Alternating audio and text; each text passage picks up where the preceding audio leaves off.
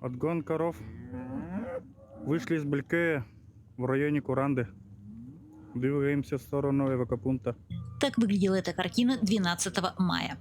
Угроза подтопления, фермы на Белькёе, срочно принято решение о эвакуации поголовья на возвышенный участок. Территория отделения растениеводства расположена эвакопункт.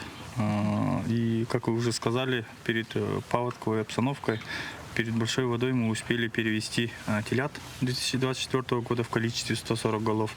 Ну и дойные стада перегнали на эвакопункт, где у нас оснащены, получается, доильный зал и все условия для того, чтобы производить все виды работ. Да? На сегодняшний день, когда угроза миновала, на верхнем участке остались только телята, коровы вернулись на свое место. В следующей неделе кладовая Лёкман планирует переехать в летние Сайлыки. Это по двум отделениям. Село Лёкминское и село Инкюр в местности Тюбя. На сегодняшний день идут подготовительные работы. И на следующей неделе кладовая Лёкман полностью переедет на летники.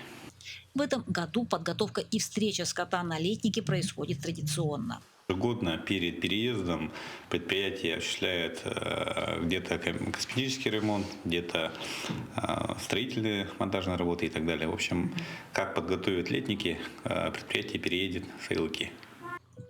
Летний сезон – сезон большого молока. Животноводы кладовой надеются, что этот год будет удачным. Елена Фаст, Максим Копылов, Алекминск.